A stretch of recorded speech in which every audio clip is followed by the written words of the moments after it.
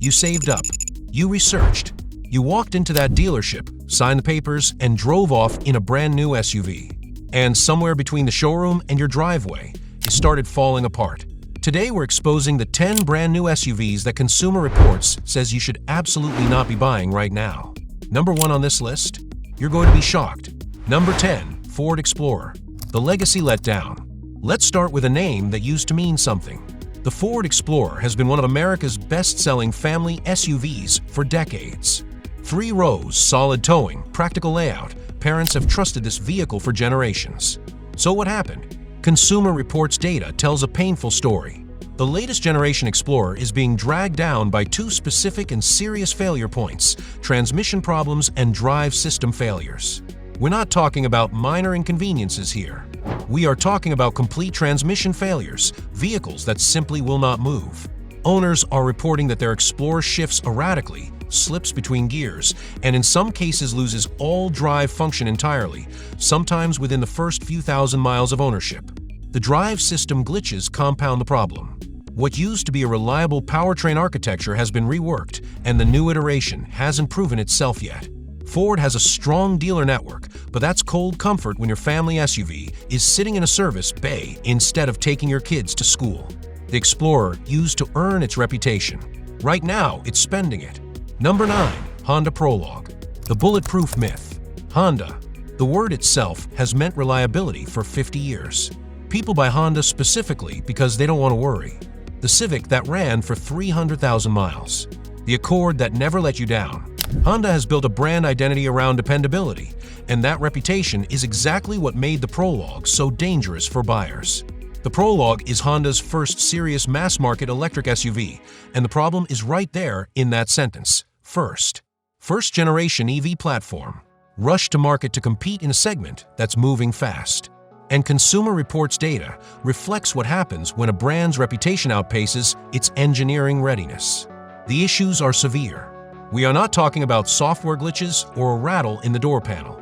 We are talking about complete high-voltage battery replacements required within weeks of purchase.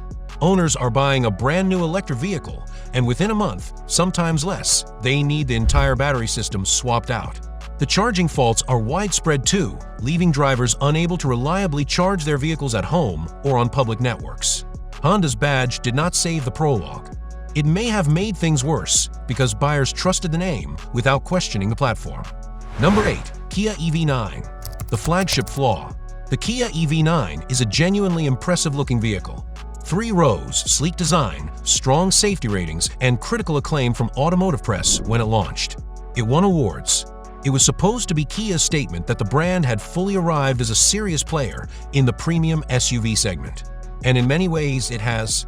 But there is a specific and devastating technical flaw undermining the entire experience: the Integrated Charging Control Unit, the ICCU.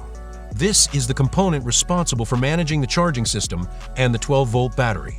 When it fails, and it is failing in significant numbers, the result is catastrophic. Owners are describing their EV9 as bricked. The car simply stops working. It cannot charge. It cannot be driven. It is functionally an expensive paperweight until the unit is replaced. This is not a minor inconvenience. For a vehicle marketed as a premium flagship, having a foundational charging component fail at this rate is unacceptable. Kia is aware of the issue. Dealers are aware of the issue. But buyers are still living through it, and the Consumer Reports data reflects the widespread nature of this failure. Gorgeous vehicle. Real problem. Number 7, Mercedes-Benz GLE. The $80,000 nightmare.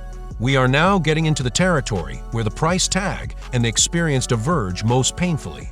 The Mercedes GLE starts around $65,000 and climbs well past $80,000 in popular configurations. That is not just a car payment, that is a mortgage payment in many cities. For that kind of money, buyers have every right to expect a flawless ownership experience. Consumer Reports says they are not getting it. The GLE's headline failure comes down to something that sounds almost embarrassingly mundane: screens. The infotainment system and dashboard displays are completely freezing or going entirely black while driving. Now, in 2025, a Mercedes-Benz is not just a car with a screen. The entire interface is screen-dependent. Climate control, navigation, driving modes, safety system feedback, all of it runs through that display ecosystem. When those screens fail, the driving experience degrades dramatically, and in some cases, critical safety information becomes inaccessible. The fix? Days at the dealership, sometimes multiple visits for the same problem. Owners paying near six figures for a vehicle that spends recurring stretches in a service bay is not a luxury experience. Is the opposite of one. Mercedes has the engineering talent to fix this. But right now, the GLE software architecture is letting buyers down in ways that are hard to forgive at this price point. Number 6. Chevrolet Blazer EV. The rushed rollout. If you follow the automotive industry at all, you may remember the chaos surrounding the Blazer EV launch. This was not a quiet reliability issue discovered over time by Consumer Reports. This was a stop sale, meaning Chevrolet actually had to pause sales of this vehicle after it launched because the problems were so widespread and so immediate. That is an extraordinary and embarrassing event for any automaker. The Blazer EV's issues come in two categories, and both are serious. First, battery cooling system defects. The thermal management system, responsible for keeping the battery pack within safe operating temperatures, had design defects that affected both safety and range performance. In an EV, battery thermal management is not optional, is fundamental.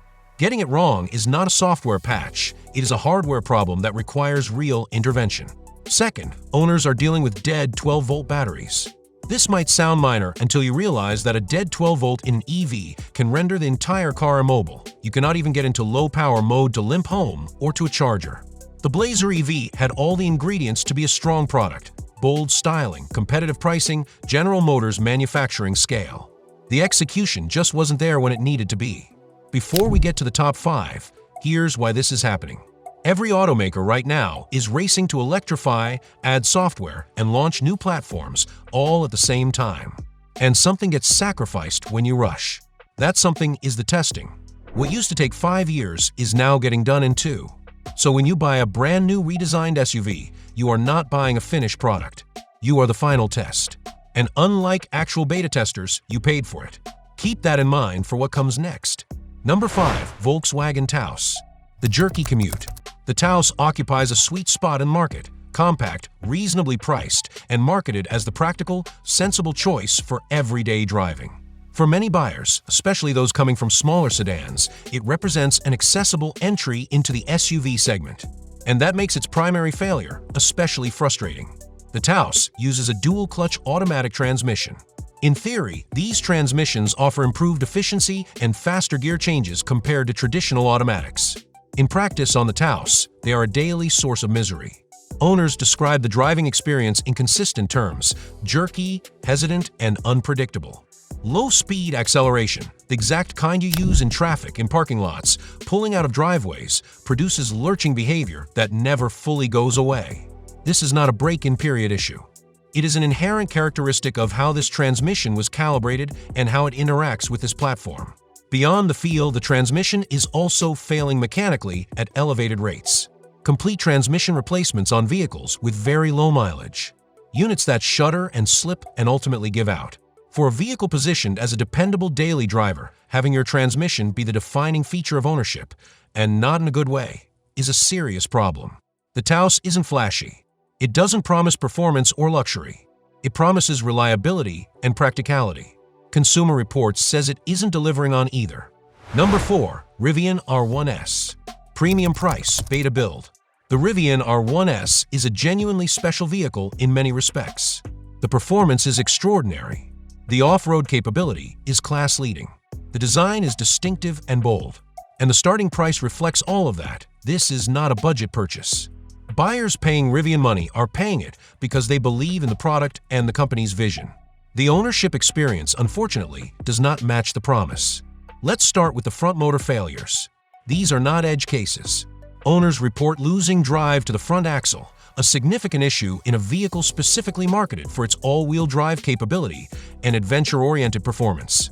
Motor failures in a vehicle under warranty are obviously covered, but the disruption, the time without your car, the logistics of getting it to a service location, the anxiety about whether it will happen again, is a real cost that doesn't show up in a warranty contract. The cabin water leaks are arguably worse because they represent a build quality issue rather than a platform issue. Water finding its way into the interior of a vehicle, damaging electronics, soaking carpets, creating mold risk, is a manufacturing failure at the most basic level. This is not complex technology. This is sealing and assembly. Getting it wrong signals broader quality control problems on the production line. And then there are the software bugs. Rivian's vehicles are deeply software dependent, and the software has delivered some truly alarming failures. Owners have reported being locked out of their own vehicles, locking system bugs preventing entry or exit in ways that range from frustrating to genuinely dangerous depending on the circumstances. Rivian is a company with real talent and a compelling vision. But right now, the R1S is asking buyers to fund the maturation of that vision with their own money and patience. Number 3. Jeep Grand Cherokee 4xe, the overcomplicated off-roader. The Jeep Grand Cherokee built its reputation on one core promise: go anywhere, do anything. Trail-rated, capable, rugged. For decades, that promise held up. The Grand Cherokee earned its place in garages of adventure seekers, outdoor enthusiasts, and families who needed a vehicle that could handle whatever the world threw at it. The 4xe plug-in hybrid variant has broken that promise in spectacular fashion. Consumer Reports gives the Grand Cherokee 4xe a 1 out of 5 reliability score. That is not a bad score. That is a failing grade. That is the kind of number that represents widespread, serious, recurring failures across a large population of owners, not isolated incidents. The recall history is extensive, and the issues are severe. Sudden power loss while driving, the vehicle simply losing propulsion with no warning, is among the most dangerous failure modes a car can exhibit. This has triggered recalls because it creates real accident risk. But beyond the recalls, the electrical system failures compound the problem significantly. The Grand Cherokee 4xe has shown a pattern of electrical systems frying, and the trigger is water. Rain, puddles, the routine exposure to moisture that any SUV, but especially an off-road marketed SUV, should handle without incident. When a trail-rated vehicle has electrical components that fail when exposed to water, something has gone fundamentally wrong in the engineering and validation process. The irony is painful. Jeep has spent decades selling the idea of going where others can't. Right now, the Grand Cherokee 4xe can barely be trusted to get you to the trailhead. Number 2. Mazda CX-90 and CX-90 PHEV. The first-year disaster. Mazda has been on a mission. Over the past several years, the brand repositioned itself aggressively as a premium alternative: better materials, more sophisticated design, higher price points. The CX-90 was the flagship of that push, a large 3-row SUV designed to compete with the Lexus RX and Acura MDX. Refined driving dynamics, upscale interior, a clear statement that Mazda had moved past its economy car roots. And then Consumer Reports published its data, and Mazda's upscale ambitions ran directly into a 1 out of 5 reliability score. The standard CX-90 has issues, but the plug-in hybrid version, the PHEV, takes those issues to a different level entirely. Sudden engine stalling is being reported widely. The engine cuts out while driving, sometimes at highway speed. This is not a warning light and a limpo mode. This is the engine stopping. Worse than the stalling is the drivetrain failures. Owners of relatively new CX-90 PHEVs are experiencing complete drivetrain breakdowns, not wear items, not maintenance items, but fundamental mechanical failures that require major repairs or wholesale component replacement. On a vehicle that costs over $50,000 and was purchased to be a long-term, reliable family hauler, Mazda poured enormous effort into making the CX-90 feel premium. But premium feel and premium reliability are two different things, and right now the data is only confirming one of them. And the number 1 worst reliability offender on this list, the GMC Acadia. The GMC Acadia is not the most expensive vehicle on this list. It is not the most technologically ambitious. It does not have a first-generation EV platform or a complex new hybrid system to blame for its problems. And that almost makes it worse, because the Acadia's failures are fundamental, mechanical, and deeply alarming for a product from one of the world's largest automakers. Consumer Reports owner complaint data puts the Acadia at the top of the worst performers list, and when you look at what owners are dealing with, that ranking makes complete sense. Transmission fluid leaks. This is not an exotic or complex component failing. This is a basic sealed system failing to hold fluid. Leaks create heat. Heat creates wear, and wear creates failure. Owners are dealing with transmission issues that trace directly back to sealing failures that should have been caught in quality control. Sudden loss of oil pressure. This is one of the most serious mechanical failure modes that exists in a combustion engine. When an engine loses oil pressure without warning, the damage can be instantaneous and total. Multiple GMC Acadia owners have reported this failure, leading to the outcome you never want to hear about your new vehicle: complete engine replacement. Not a repair, a replacement on a vehicle that might have 30,000 miles on it. And then brake component failures. Brakes are not optional. They are not a feature. They are the most critical safety system on any vehicle, and they are failing on the Acadia at rates that Consumer Reports owner data has flagged as exceptional. The Acadia presents itself as the sensible, solid, American family SUV. The data says something very different. This is the #1 shop dweller on this list, and it earned that title. Look, don't stop buying SUVs. Just stop buying them blind. New technology is exciting, but right now you are the beta tester and you are paying full price for that privilege. The golden rule is simple: wait 2 to 3 years after any new model or redesign before you buy. Let someone else find the problems first. If you own one of these and you've had issues or no issues at all, tell me about it in the comments. And if this helped you, like and subscribe. I'll see you in the next one.